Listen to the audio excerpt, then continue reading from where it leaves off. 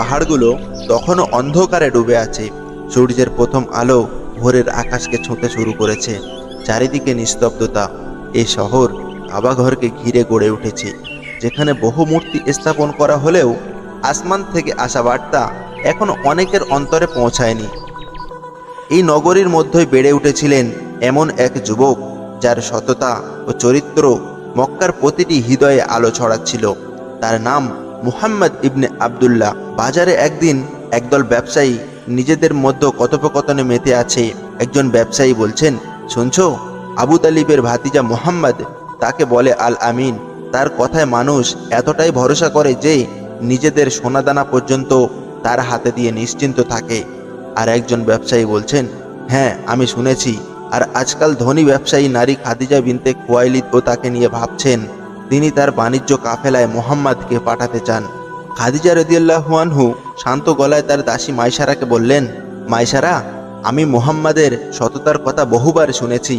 আমি চাই এবার আমার বাণিজ্য কাফেলায় তিনিই যাত্রা করুক। তুমি তার সঙ্গে থাকো, সবকিছু দেখো। মাইসারা বলছেন, জি উম্মুল মুমিনিন, আমি তার সঙ্গে যাব। মানুষ যা বলে তা সত্যি হলে নিশ্চয়ই আমাদের ব্যবসা সফল হবে। বেরিয়ে পড়েছেন কাফেলার যাত্রা। উটের কাফেলা ধীরে ধীরে মরুভূমি পেরিয়ে যাচ্ছে। মুহাম্মদ সাল্লাল্লাহু আলাইহি ওয়াসাল্লাম সামনে দাঁড়িয়ে দূরদৃষ্টি দিয়ে পথ দেখাচ্ছেন।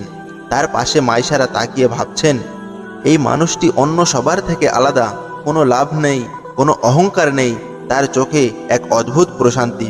আল্লাহর কসম, আমি আগে এমন কাউকে দেখিনি। মরুভূমির পথে কাফেলা এগিয়ে যাচ্ছে।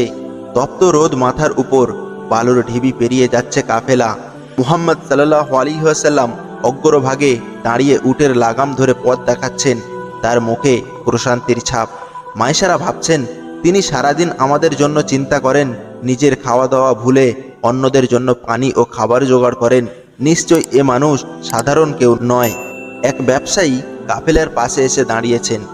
ব্যবসায়ী বলছেন, আল আমিন, আমরা দেখছি তুমি খুবই পরিশ্রম করছো। তুমি যদি চাও অন্যদের মতো মুনাফা থেকে বাড়তি অংশ নিতে পারো। মুহাম্মদ সাল্লাল্লাহু আলাইহি ওয়াসাল্লাম হাসি মুখে বলছেন, না ভাই, আমার কাছে যা অর্পণ করা হয়েছে আমি শুধু সেটাই ফেরত দেব। মানুষের ভরসার সাথে খেলা করা আমার কাজ নয়। মাইসারা মনে মনে বলছেন, আল্লাহর কসম, আমি সারা জীবন ব্যবসায়ীদের সাথে থেকেছি, কিন্তু এমন সৎ মানুষ দেখিনি। অন্যরা সুযোগ পেলে লোভ করে, আর এ মানুষ আল্লাহর ভয় করে সব ফিরিয়ে দেন।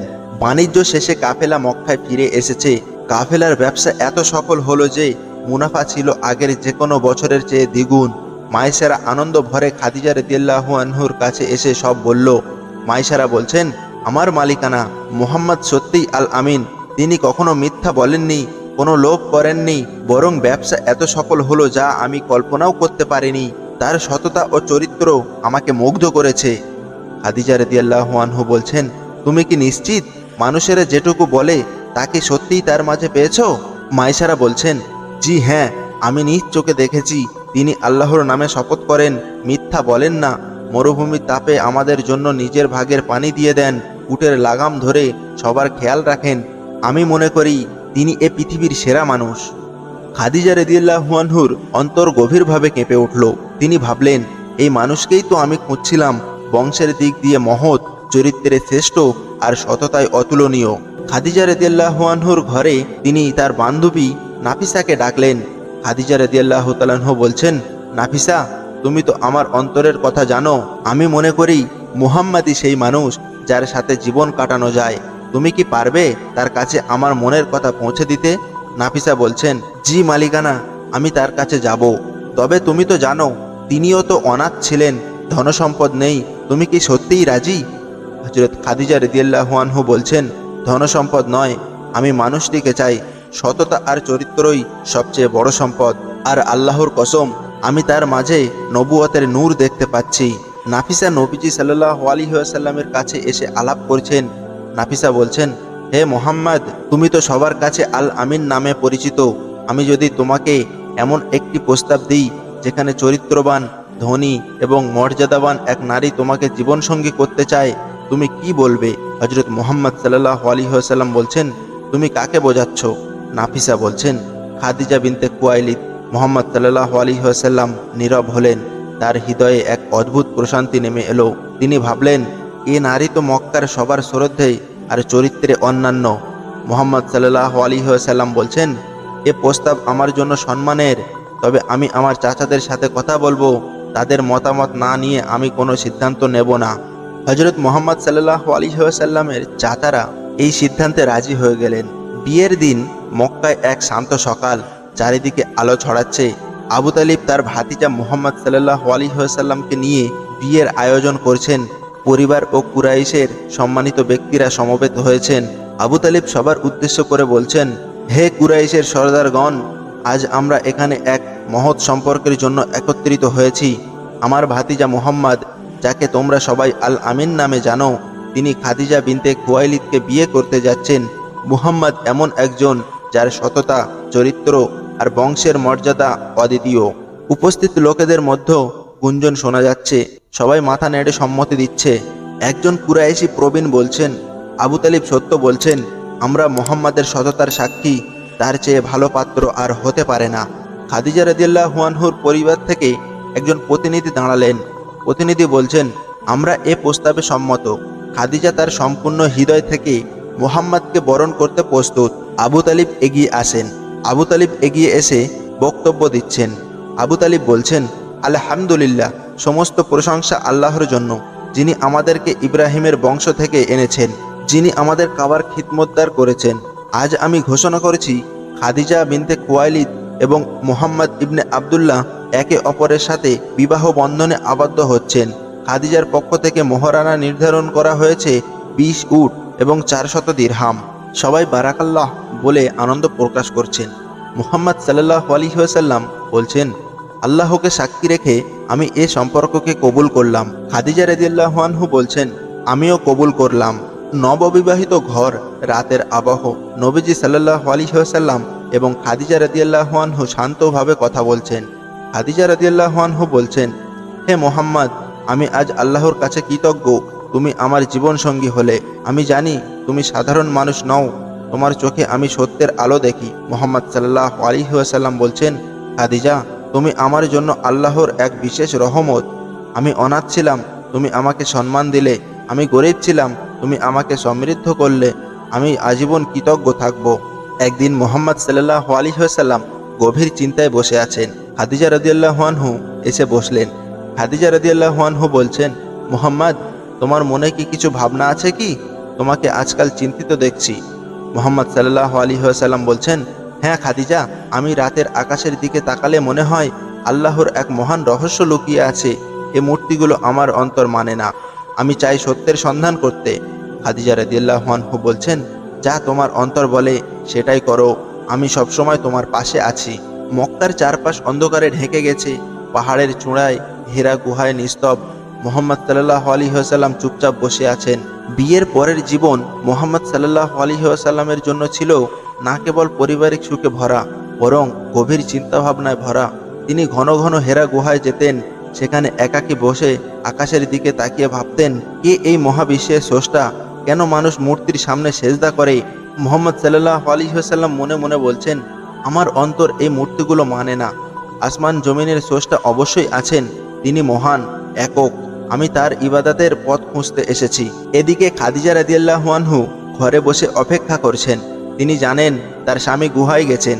উদ্বিগ্ন হলেও শান্ত মুখে তাকিয়ে আছেন। খাদিজা রাদিয়াল্লাহু আনহু বলছেন, মুহাম্মদ আল্লাহর জন্য এভাবে নির্জনে থাকে। আমি তাকে কখনো নিরুৎসাহিত করব না। আমি তার পাশে আছি। হেরা গুহায় হঠাৎ আকাশে আলোয় ভরে যায়। ফেরেশতা জিবরাইল আলাইহিস সালাম উপস্থিত হন। জিবরাইল আলাইহিস সালাম বলছেন, ইকরা পড়ো। মুহাম্মদ সাল্লাল্লাহু আলাইহি ওয়াসাল্লাম বলছেন, আমি তো পড়তে জানি না। জিবরাইল আবার জড়িয়ে ধরলেন, আবার বললেন, ইকরা। মুহাম্মদ সাল্লাল্লাহু আলাইহি ওয়াসাল্লাম বলছেন, আমি তো পড়তে জানি না। দ্বিতীয়বার অলিঙ্গন করার পর জিবরাইল আলাইহিস সালাম বলছেন, ইকরা বিসমি রাব্বিকাল্লাযী খালাক। তোমার রবের নামে পড়ো, যিনি সৃষ্টি করেছেন। মুহাম্মদ সাল্লাল্লাহু আলাইহি ওয়াসাল্লাম কাঁপতে কাঁপতে গুহা থেকে বের হয়ে গেছেন। মুহাম্মদ সাল্লাল্লাহু আলাইহি ওয়াসাল্লাম দৌড়ে ঘরে ফিরলেন। তার শরীর কাঁপছে। তিনি বললেন, আমাকে ঢেকে দাও, আমাকে ঢেকে দাও। খাদিজা রাদিয়াল্লাহু আনহু তাকে কাপড় দিয়ে ঢেকে দিলেন। কিছুক্ষণ পর শান্ত হলে তিনি বললেন, খাদিজা, আজ আমি অদ্ভুত কিছু দেখলাম। ভয় হচ্ছে আমার কিছু হয়ে যাবে। খাদিজা রাদিয়াল্লাহু আনহু শক্ত কণ্ঠে বললেন, না, আল্লাহর কসম, আল্লাহ কখনো আপনাকে অপমান করবেন না। আপনি আত্মীয় স্বজনকে সাহায্য করেন, মিসকিনদের পাশে দাঁড়ান, মেহমানদের সম্মান করেন, এভাবে আল্লাহ কখনো আপনাকে একা ছেড়ে দেবেন না। খাদিজা রাদিয়াল্লাহু আনহু তাকে নিয়ে গেলেন তার চাচতো ভাই ওয়ারাকা ইবনে নওফলের কাছে। নওফল বলছেন, হে মুহাম্মদ, আপনি যা দেখেছেন সেটা আল্লাহর পক্ষ থেকে ওহী। এই সেই ফেরেশতা যিনি মুসা আলাইহিসসালামের কাছে এসেছিলেন। আপনি আল্লাহর নবী হওয়ার জন্য নির্বাচিত হয়েছেন।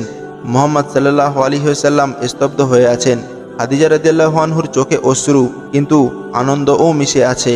খাদিজা রাদিয়াল্লাহু আনহু বলছেন, আমি গর্বিত যে আমার স্বামী আল্লাহর রসুল, আমি সারা জীবন আপনার পাশে থাকব। এখন মুহাম্মদ সাল্লাল্লাহু আলাইহি ওয়াসাল্লাম দিন রাত দাওয়াত দিচ্ছেন, মানুষকে আল্লাহর দিকে ডাকছেন। কুরাইশের অনেকেই বিরোধিতা করছে। এ সময় খাদিজা রাদিয়াল্লাহু আনহু ছিলেন তার প্রথম সমর্থক, প্রথম মুমিন। তিনি তার সম্পদ, মন এবং ভালোবাসা সবকিছু আল্লাহর রসুলের জন্য বিলিয়ে দিলেন। নবীজির প্রতিটি কষ্টে তিনি ছিলেন অবিচল সঙ্গী। খাদিজা রাদিয়াল্লাহু আনহু একদিন নবীজিকে বললেন, মুহাম্মদ, তুমি চিন্তা করো না, আল্লাহ তোমার সহায়ক। আমি আমার সমস্ত সম্পদ আল্লাহর রাস্তায় ব্যয় করব, তুমি শুধু দাওয়াত চালিয়ে যাও। মুহাম্মদ সাল্লাল্লাহু আলাইহি ওয়াসাল্লাম আবেগ ভরা কণ্ঠে বলছেন, খাদিজা, তুমি আমার জন্য আল্লাহর সর্বশ্রেষ্ঠ নেয়ামত। তোমার ধৈর্য আর সমর্থন ছাড়া আমি কিভাবে এই বোঝা বহন করতাম। দুজনেই কাঁদছেন। ঘরে খাদিজা রাদিয়াল্লাহু আনহু অসুস্থ হয়ে শুয়ে আছেন। নবীজি সাল্লাল্লাহু আলাইহি ওয়াসাল্লাম তার মাথার পাশে বসে আছেন। মুহাম্মদ সাল্লাল্লাহু আলাইহি ওয়াসাল্লাম বলছেন, খাদিজা, তুমি আমার সবথেকে বড় শক্তি ছিলে, তোমার ছাড়া আমার জীবন কেমন হবে। খাদিজা রাদিয়াল্লাহু আনহু বলছেন, হে আল্লাহর রসুল, তুমি চিন্তা করো না, আল্লাহ তোমার সহায়ক। আমি তো শুধু একজন বান্দা, আমার জীবন তোমার জন্যই ছিল, আল্লাহর পথে ছিল। এখন আমি আল্লাহর কাছে যাচ্ছি। নবীজি সাল্লাল্লাহু আলাইহি ওয়াসাল্লাম চোখের পানি মুছতে মুছতে বললেন, খাদিজা, আল্লাহ তোমাকে জান্নাতের মুক্তার ঘরে স্থান দেবেন, যেখানে কোনো কষ্ট থাকবে না। খাদিজা রাদিয়াল্লাহু আনহু শান্তভাবে ইন্তেকাল করলেন। নবীজি সাল্লাল্লাহু আলাইহি ওয়াসাল্লামের চোখ ভিজে গেল। এই বছরকে বলা হয় আমুল হুজন, দুঃখের বছর। কারণ এই বছরে নবীজি সাল্লাল্লাহু আলাইহি ওয়াসাল্লাম হারালেন প্রিয় দুই সহায়ক, আবু তালিব ও খাদিজা রাদিয়াল্লাহু আনহুকে। নবীজি সাল্লাল্লাহু আলাইহি ওয়াসাল্লাম মদিনার পথে সহচরদের সাথে হাঁটছেন। সাহাবারা লক্ষ্য করছেন তিনি নিশ্চয়ই কষ্টে আছেন। আবু বকর রাদিয়াল্লাহু আনহু বলছেন, হে আল্লাহর রসুল, আমি জানি খাদিজা আপনাকে কত ভালোবাসতেন। আল্লাহ তার উপর রহম করুক, তবে আপনি একা কষ্টে থাকবেন না। মুহাম্মদ সাল্লাল্লাহু আলাইহি ওয়াসাল্লাম বলছেন, আবু বকর, খাদিজার মতো আর কেউ নেই। তিনি প্রথম আমাকে বিশ্বাস করেছিলেন, প্রথম আমার জন্য সবকিছুই ত্যাগ করেছিলেন। নবীজি সাল্লাল্লাহু আলাইহি ওয়াসাল্লাম ঘরে একা বসে আছেন। একদিন এক মহিলা সাহাবিয়া আসলেন। সাহাবিয়া বলছেন, হে আল্লাহর রসুল, আপনি একা হয়ে গেছেন, আপনার সন্তানদের জন্য একজন মায়ের প্রয়োজন। আপনি কি সাউদা বিনতে জামআ এর সাথে বিবাহ করবেন? তিনি বিধবা, তবে চরিত্রবান, ইমানদার। নবীজি সাল্লাল্লাহু আলাইহি ওয়াসাল্লাম কিছুক্ষণ চুপ করে রইলেন। মুহাম্মদ সাল্লাল্লাহু আলাইহি ওয়াসাল্লাম বলছেন, যদি আল্লাহর রহমত থাকে তবে আমি রাজি। আমি চাই আমার সন্তানদের জন্য একজন স্নেহশীল মা থাকুক। এইভাবে সাউদা রাদিয়াল্লাহু আনহু এর সাথে বিবাহ হলো। তিনি নবীজি সাল্লাল্লাহু আলাইহি ওয়াসাল্লামের সন্তানদের মা হয়ে উঠলেন, স্নেহ দিয়ে তাদের দেখাশোনা করলেন। একদিন আবু বকর রাদিয়াল্লাহু আনহু ঘরে এসে নবীজিকে বললেন, হে আল্লাহর রসুল, আপনি আমার মেয়ে আয়েশার সাথে বিবাহ করলে আমি সম্মানিত হব। মুহাম্মদ সাল্লাল্লাহু আলাইহি ওয়াসাল্লাম হাসি মুখে বলছেন, আবু বকর, এটা আল্লাহর পক্ষ থেকে হলে আমি রাজি। আয়েশা রাদিয়াল্লাহু আনহু অল্প বয়সে ছিলেন, কিন্তু পরবর্তীতে তিনি নবীজির প্রিয়তমা স্ত্রী হলেন এবং জ্ঞান ও হাদিসের মাধ্যমে উম্মাহকে উপকৃত করলেন। একাধিক বিবাহের পিছনে কারণ, নবীজি সাল্লাল্লাহু আলাইহি ওয়াসাল্লামের প্রতিটি বিবাহ ছিল আল্লাহর হিকমতের অংশ। কেউ ছিলেন বিধবা, যাদের তিনি আশ্রয় দিলেন। কেউ ছিলেন ইসলাম প্রচারের জন্য গুরুত্বপূর্ণ পরিবার থেকে, যাতে ইসলামের বার্তা ছড়িয়ে যায়। কেউ ছিলেন জ্ঞানী, যাদের মধ্যে উম্মাহ শিক্ষা পেল। নবীজি সাল্লাল্লাহু আলাইহি ওয়াসাল্লাম কখনো কামনা বাসনায় বিয়ে করেননি, বরং আল্লাহর নির্দেশে বিয়ে করেছেন। নবীজি সাল্লাল্লাহু আলাইহি ওয়াসাল্লাম একদিন সাহাবাদের সামনে দাঁড়িয়ে বললেন, আমার স্ত্রীগণ তোমাদের মায়েদের মতো, তারা উম্মাহর মা, তাদের সম্মান করবে, তাদের অপমান করবে না। সাহাবারা একসাথে উত্তর দিলেন, জি রাসূলুল্লাহ সাল্লাল্লাহু আলাইহি ওয়াসাল্লাম। মদিনায় নবীজি সাল্লাল্লাহু আলাইহি ওয়াসাল্লামের নিকট ওমর ইবনে খাত্তাব রাদিয়াল্লাহু আনহু এসেছেন। তার মেয়ে হাফসা রাদিয়াল্লাহু আনহুর স্বামী মারা যাওয়ার পর বিধবা হয়ে গেছেন। ওমর রাদিয়াল্লাহু আনহু বলছেন, হে আল্লাহর রসুল, আমার মেয়ে হাফসা এখন একা হয়ে গেছে, তার জন্য আমি একজন উপযুক্ত স্বামী খুঁজছি, আপনি কি তাকে গ্রহণ করবেন? নবীজি সাল্লাল্লাহু আলাইহি ওয়াসাল্লাম কিছুক্ষণ চিন্তা করে নরম কণ্ঠে বললেন, ওমর, আল্লাহ চাইলে হাফসা আমার ঘরে আসবেন, তিনি ধৈর্যশীল হবেন, উম্মাহর মা হবেন। এইভাবে হাফসা রাদিয়াল্লাহু আনহু নবীজি সাল্লাল্লাহু আলাইহি ওয়াসাল্লামের গৃহে আসেন। তিনি ছিলেন কুরআন শিক্ষায় অগ্রগামী, কুরআনের আয়াত লিখে রাখতেন, তার দ্বারাই কুরআন সংরক্ষণের কাজে বড় ভূমিকা রাখা হয়। একদিন নবীজি সাল্লাল্লাহু আলাইহি ওয়াসাল্লামের কাছে সাহাবারা বললেন, উম্মে সালমা রাদিয়াল্লাহু আনহু বিধবা হয়ে গেছেন, তার স্বামী শহীদ হয়েছেন। সাহাবারা বলছেন, হে আল্লাহর রসুল, উম্মে সালমা খুব জ্ঞানী, ধৈর্যশীল নারী, আপনি কি তাকে আশ্রয় দেবেন? মুহাম্মদ সাল্লাল্লাহু আলাইহি ওয়াসাল্লাম বলছেন, আমি জানি তিনি সত্যিই উত্তম নারী, আমি তার সন্তানদেরও দেখভাল করব। উম্মে সালমা বলছেন, আমি একজন বিধবা, বয়সে বড়, সন্তানও আছে, আমি কি রসুলুল্লাহর উপযুক্ত হব? মুহাম্মদ সাল্লাল্লাহু আলাইহি ওয়াসাল্লাম বলছেন, তুমি জানো না আল্লাহ তোমাকে আমার জন্য বেছে নিয়েছেন, তুমি আমার ঘরের শুধু স্ত্রী নও, উম্মাহর মা হবেন। উম্মে সালমা রাদিয়াল্লাহু আনহু ছিলেন সাহসী, বুদ্ধিমতী। নবীজির অনেক সিদ্ধান্তে তিনি পরামর্শ দিতেন।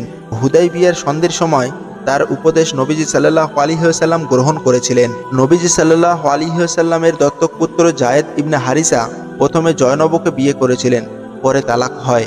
এরপর আল্লাহর নির্দেশে নবীজি সাল্লাল্লাহু আলাইহি ওয়াসাল্লাম জয়নবকে বিয়ে করলেন। এই বিয়ে ছিল আল্লাহর হিকমতের অংশ। আরব সমাজে দত্তক পুত্রকে নিজের আসল পুত্রের মতো ধরা হতো। আল্লাহ এ প্রথা ভাঙতে চাইলেন, তাই নবীজি সাল্লাল্লাহু আলাইহি ওয়াসাল্লামকে নির্দেশ দিলেন জয়নবকে বিবাহ করার। জয়নব রাদিয়াল্লাহু আনহু বলছেন, এটা আল্লাহর আদেশ, আমি গর্বিত যে আল্লাহ আমাকে রসুলের স্ত্রী বানালেন। বনু মুত্তালিক যুদ্ধের পর বহু বন্দী মুসলমানদের হাতে আসে, তাদের মধ্যে ছিলেন প্রধানের কন্যা জুয়াইরিয়া রাদিয়াল্লাহু আনহু বলছেন, হে রসুলুল্লাহ, আমি মুক্তি চাই, আপনি যদি চান আমাকে দাসত্ব থেকে মুক্তি করুন। মুহাম্মদ সাল্লাল্লাহু আলাইহি ওয়াসাল্লাম বলছেন, তুমি কি আমার স্ত্রী হতে রাজি হবে? জুয়াইরিয়া রাদিয়াল্লাহু আনহু বলছেন, হে রসুলুল্লাহ, এ তো আমার জন্য সম্মানের চূড়া। যখন নবীজি সাল্লাল্লাহু আলাইহি ওয়াসাল্লাম তাকে বিয়ে করলেন, মুসলিমরা বলল, এখন তিনি নবীর শ্বশুরবাড়ির আত্মীয়, তাই শত শত বন্দীকে মুক্তি দিয়ে দিল। এই বিয়ের মাধ্যমে পুরো গোত্র ইসলাম গ্রহণ করল। খায়বারের যুদ্ধে ইহুদি গোত্রের এক অভিজাত কন্যা সোফিয়া বন্দী হলেন। মুহাম্মদ সাল্লাল্লাহু আলাইহি ওয়াসাল্লাম বলছেন, সোফিয়া, তুমি চাইলে আমি তোমাকে মুক্তি দিয়ে তোমার পরিবারে ফিরিয়ে দেব, আর চাইলে তুমি আমার স্ত্রী হতে পারো। সোফিয়া রাদিয়াল্লাহু আনহু কাঁদতে কাঁদতে বলছেন, আমার পরিবার শেষ হয়ে গেছে, আপনিই আমার আশ্রয়, আমি আপনার স্ত্রী হতে চাই। সোফিয়া রাদিয়াল্লাহু আনহু ছিলেন ইহুদি গোত্র থেকে, কিন্তু ইসলাম গ্রহণ করে নবীজির গৃহে প্রবেশ করলেন। তিনি উম্মাহর মা হয়ে উঠলেন। মিশরের শাসক নবীজি সাল্লাল্লাহু আলাইহি ওয়াসাল্লামের কাছে উপহার পাঠালেন। তার মধ্যে ছিল এক খ্রিস্টান দাসী নারী মরিয়া কিপ্তিয়া। মরিয়া ইসলাম গ্রহণ করেন এবং নবীজির ঘরে বিশেষ মর্যাদা পান। তার থেকেই জন্ম নেন নবীজির প্রিয় পুত্র ইব্রাহিম, যদিও অল্প বয়সে তিনি ইন্তেকাল করেন। একদিন সাহাবারা দেখলেন নবীজি সাল্লাল্লাহু আলাইহি ওয়াসাল্লাম রাত কাটাচ্ছেন, বিভিন্ন স্ত্রীর ঘরে পালা করে সমান সময় দিচ্ছেন। এক সাহাবা বলছেন, হে রসুলুল্লাহ, আপনি কিভাবে এত সমতা রক্ষা করেন? মুহাম্মদ সাল্লাল্লাহু আলাইহি ওয়াসাল্লাম বলছেন, আমি যা পারি করি, তবে অন্তরের ভালোবাসা আল্লাহর হাতে। আমি আল্লাহর কাছে দোয়া করি যেন আমার বিচার হয় ন্যায্য। নবীজি সাল্লাল্লাহু আলাইহি ওয়াসাল্লাম ইন্তেকালের সময় আয়েশা রাদিয়াল্লাহু আনহুর কোলের উপর মাথা রেখেছেন। স্ত্রীরা সবাই তাকে ঘিরে আছেন। মুহাম্মদ সাল্লাল্লাহু আলাইহি ওয়াসাল্লাম শান্ত কণ্ঠে বলছেন, হে আমার স্ত্রীগণ, তোমরা উম্মাহর মা, তোমাদের মাধ্যমে ইসলাম প্রচারিত হবে, তোমাদের সম্মান করবে আমার উম্মাহ। আয়েশা রাদিয়াল্লাহু আনহুর চোখে অশ্রু গড়িয়ে পড়ছে, অন্য স্ত্রীগণও কাঁদছেন। রাসূলুল্লাহ সাল্লাল্লাহু আলাইহি ওয়াসাল্লামের বিবাহগুলো শুধু পারিবারিক ব্যাপার ছিল না, প্রতিটি বিবাহ আল্লাহর হিকমত, দয়া ও শিক্ষা। দুঃখের সময়ে খাদিজা রাদিয়াল্লাহু আনহুর সমর্থন, জ্ঞানের ক্ষেত্রে আয়েশা রাদিয়াল্লাহু আনহুর ভূমিকা, সাহসের সময়ে উম্মে সালমা রাদিয়াল্লাহু আনহুর উপদেশ, সব মিলিয়ে নবীজি সাল্লাল্লাহু আলাইহি ওয়াসাল্লামের জীবনে উম্মাহর জন্য উদাহরণ হয়ে আছেন। তো বন্ধুরা, আমাদের ইসলামিক ভিডিও যদি আপনার কাছে ভালো লেগে থাকে তাহলে অবশ্যই সাবস্ক্রাইব করতে ভুলবেন না।